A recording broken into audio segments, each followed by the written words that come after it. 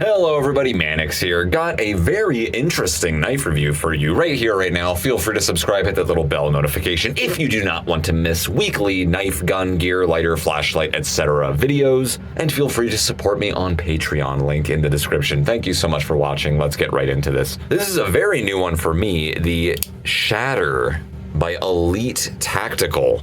Not familiar with this brand. It looks just like one of those knives you see at like a hardware store or like a sports shop, Dick's Sporting Goods, Scheels, Bass Pro, Cabela's. But when I saw this one at Scheels, I was intrigued by both the way it looked and that locking mechanism. From far away, it looks kind of like a Benchmade Axis lock. Looks like one of these guys right here. Very, very similar to the untrained eye. But in fact, it is something completely different. It's what they call the dynamic locking mechanism, or DLM. I'll get into that in just a minute as to how that works. Overall, I'm a big fan of this knife for its price point, for its overall performance, for its looks, its ergos. I like it. I really dig this knife overall. Let me get the specs out of the way real quick. 3.5-inch blade, 4.75-inch handle, 8.25-inch overall length. D2 blade steel on this guy. That's right, it's got D2. You can see right down there. Stone wash finish, as you can see. G10 handle scales with stainless steel liners. Tip up carry, swappable to the left side, is completely ambidextrous. It is a flipper knife. It's on a ball bearing track, so it's very fast, very smooth, very good speed, good lockup overall on this guy.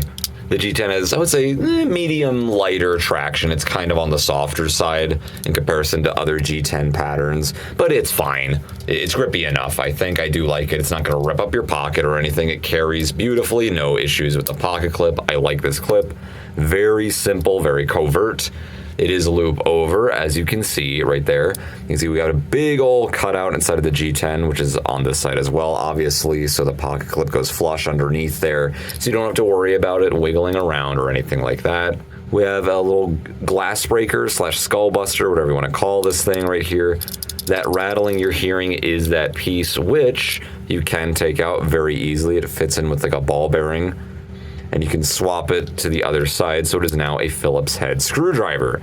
I haven't used it, but I'm sure it works just fine. You can see those little cutouts in there allow for your fingernails to easily just grip into there. It's actually very easy to take out and swap just like that. Stone wash finish on the blade. It is a Wharncliffe. Some may call this a reverse Tanto. I call it a Wharncliffe. I don't really care about this area up here. But just the business end, it is a Wharncliffe. It's almost completely flush.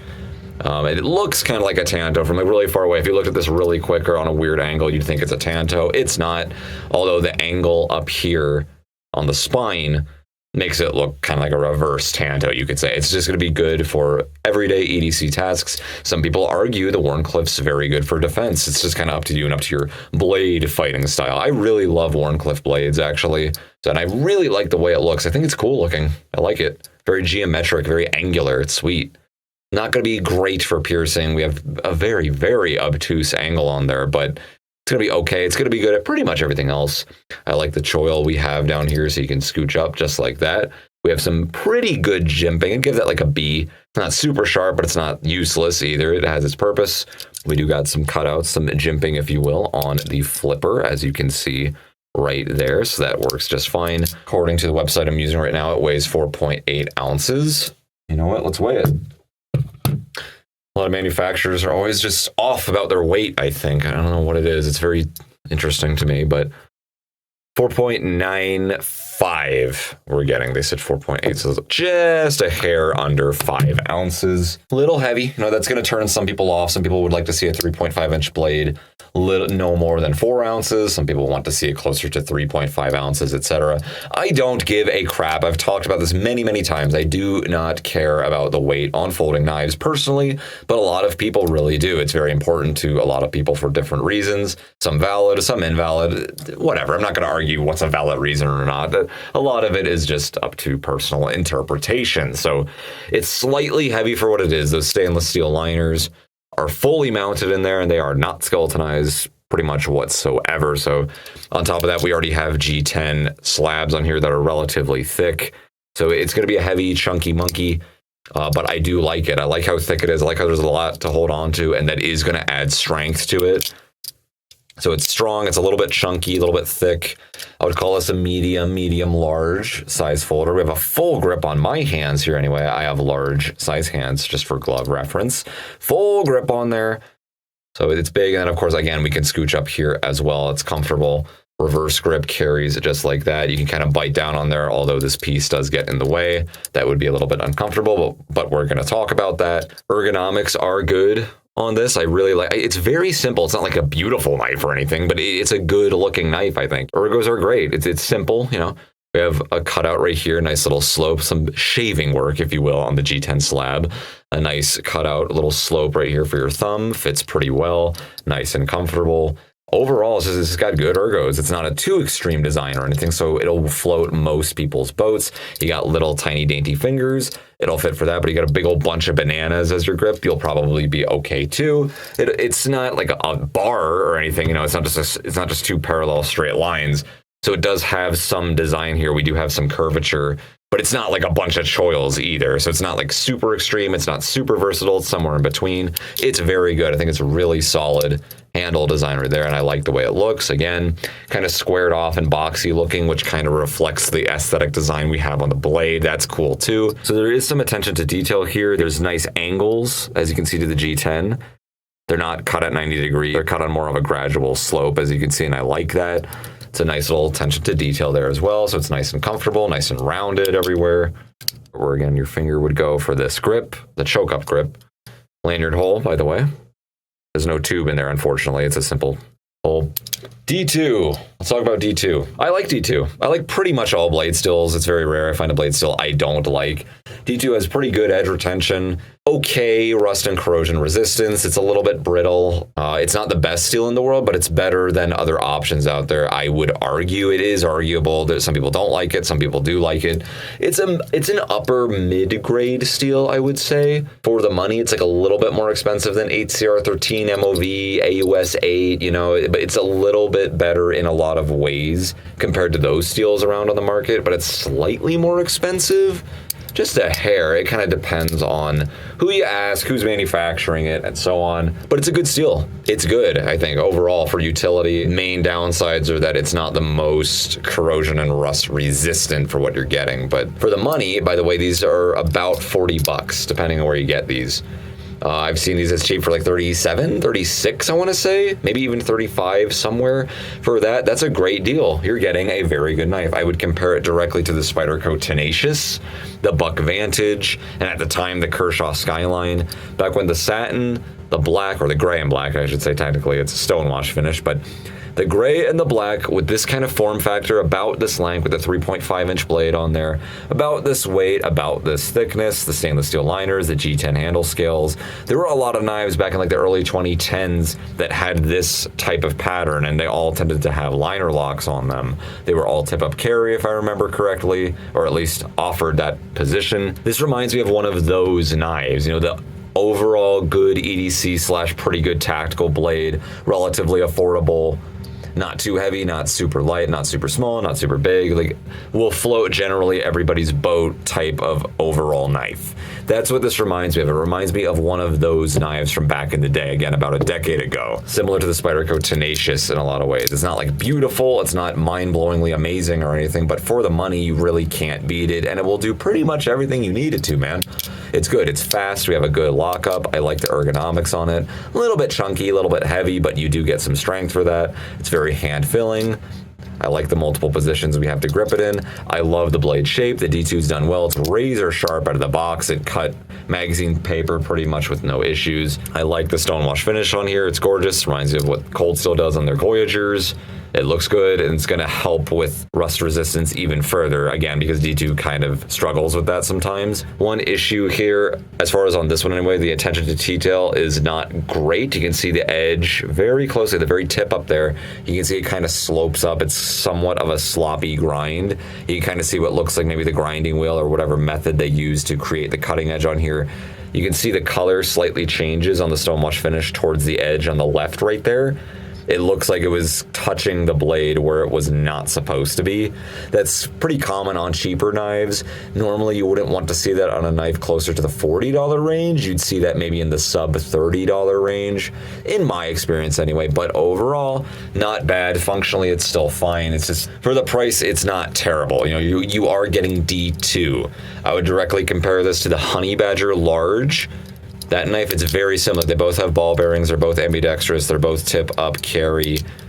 Overall design's pretty similar. I mean, it looks a little different, but as far as performance goes, other than this having G10 and that one being FRN, and this one being a little bit heavier, a little bit chunkier, it's going to be very close to the performance of the Honey Badger line. Elephant in the room, the locking mechanism. The main thing that drew my attention to this knife was that mystery, interesting looking locking mechanism when I saw that. I've seen many knives that look similar to this over the years in, like, you know, the $25 range that are okay, they perform fine, but they don't really hold an edge and their lockups aren't great, and eventually they just kind of start falling apart over time. This is not one of those knives because it's constructed well outside of that, but that lock, what is the deal with that? Well, it is side actuating. I love side actuating locking mechanisms. I think we need more of them on more knives these days in the 2020s. Liner locks are great. You know, lockbacks are fine, a little bit stronger than liner locks. Both of those are easy to produce, they're cheap, but I like the side actuating locking mechanisms. They're faster, I think. I also like how they have that fidget factor there. They're all ambidextrous. Some people argue they have too many parts because of those springs. Yeah, it's just kind of a liability. More things can go wrong. But everything else about them, I love them. I love side actuating locking mechanisms of all kind. Now, what makes this one so special? You can see it's moving vertically rather than horizontally like the Benchmade Axis lock, for example, would.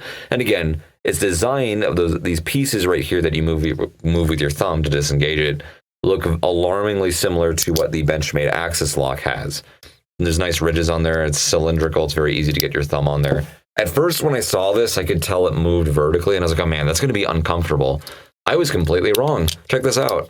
Very easy. You just move your thumb. I mean, when it's oriented like this, you move your thumb horizontally, I guess you would say. I guess if it's in this orientation, you would say vertically, but regardless, it fits the movement of your thumb just fine. It's actually perfect. Instead of pulling it downward, you're just moving side to side.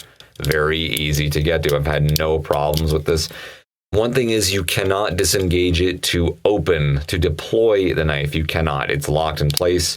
And then when the knife is open, you can use it to disengage the knife and swing it shut. That's the main downside to this locking mechanism. It does not have that double fidget factor where you can open and close it by disengaging it. You can only close the knife by disengaging the lock. So in comparison to the Axis lock, or whatever they call this on the Ozark Trail Walmart knife right here that famously used it, you can disengage it to open the knife and then disengage it to close it. You can do both. This, you can only do it one way, only to close, not to open. Now, how does it work? It's completely different from the Axis lock. It could not be more different, actually. So let's just show this side by side. You'll notice a stop pin on the Axis lock up here above, stop pin right there, and then that tube you're seeing behind it is the Axis lock, this locking mechanism that they stole from Benchmade, basically, whatever they call it. But if you look at our knife below, our Elite Tactical Shatter, you can see that there's nothing. It's almost like the locking mechanism just disappeared. I can even see the Axis lock within it. Flow-through design, by the way. So how does it work? Well, the Axis lock, let's back up a little bit here. It's basically just a pillar that gets in the way of the top of the tang of the blade. That is what stops the negative force from closing it. And the positive force is transferred to the stop pin. That's using the cutting edge. That's how it works. Very, very simple. It just obstructs the tang of the blade so it cannot close on you until you forcefully pull it back. Now this lock, the dynamic locking mechanism as they call it, is actually closer to a lockback than it is an Axis lock. Check this out. So see this whole metal, there's two metal pieces you're seeing here. They're both one. I kind of understand how it works just by looking at it. Watch very, very closely as this opens. Watch what it does. Bink. You can see it just move. So it looks like we have some liners in here that are attached to this metal piece. There's most likely a pin embedded within the handle right here that's not exposed. If you look there, so You see this metal bar that ends right here. That is the locking mechanism that goes underneath this piece, the tang of the blade. Goes right underneath there, and then there's a little cutout inside of the tang, very close. You can see underneath there as well, where it fits into place just like that. Watch very closely. Bink. So it works a lot like a lockback, actually. There's a notch inside of the blade that this piece right here fits inside of when it's time. So it stops both the positive and negative force. It lifts. When you're moving this piece up, you are lifting that bar. It kind of hooks into place like that. Again, very, very similar to the performance of a lockback. I'd imagine, I didn't like stress test this or anything, but these two tubes on the sides that are exposed are attached to both the liners right here that are attached to this piece that seems to pivot up and down, and then this little hook we have right here that fits in the notch of the blade, locking it in place. So the strength and performance is probably going to be very similar to a standard lockback, but we can close it like this without having to do the whole, two-handed lockback deal. So I am a huge fan. Is it better than an Axis lock? I'm going to argue no, it's not, for one simple reason. I mean, other than the fidget factor, you can't deploy it. It's not as versatile as the Axis lock is. But lockbacks inherently take both the positive and negative stress of the blade to lock it in place. Both of them. There's no separate stop pin here. I wish there was. I wish they just put like a stop pin there. Maybe because the flipper, I don't know, because the overall design, maybe they just couldn't do that. That would relieve some of the stress on the locking mechanism, but it does not, unfortunately, because there's no stopping. So it's going to be like a lockback, and I'm not the hugest fan of lockbacks for that simple reason, but it's pretty cool. It's very innovative, and it is very fast. It's certainly a lot faster than a lockback. The strength, I'm going to argue, is not going to be as good as the Axis lock. But on the surface, it functions very similarly to it. And it is unique. I'll give it that. So this does stand out above other knives in the same price range and philosophy of use for that reason alone. It is very functional. It does have that fidget factor overall, even if it's not as good as the Axis lock. It's just unique. It's very cool. It is strong enough. The lockup is good. There's no up and down play. Basically no side-to-side play. I did not adjust this out of the box. I have the tension pretty much perfect. So overall, for the price, you really can't go wrong with this thing. I mean, it is unique. It carries very well. The pocket clip's pretty low. And here's one negative I do have about the knife, even though it's really not a big deal and it is fixable. I don't like this piece. Sorry, I don't like it. I don't like how it rattles around. I don't like how it feels loose. It is loose, technically, even though it's not going to fly out of the handle, I don't think. It makes a knife feel cheap because it's a moving piece. Yeah, it's nice having that little feature there. You have a potential glass breaker. I think they're trying to just make this knife kind of stand out because it's adjustable. You can take it out. Phillips head screwdriver right there. It's a cool little feature. You don't really lose anything by having it there other than perhaps comfort.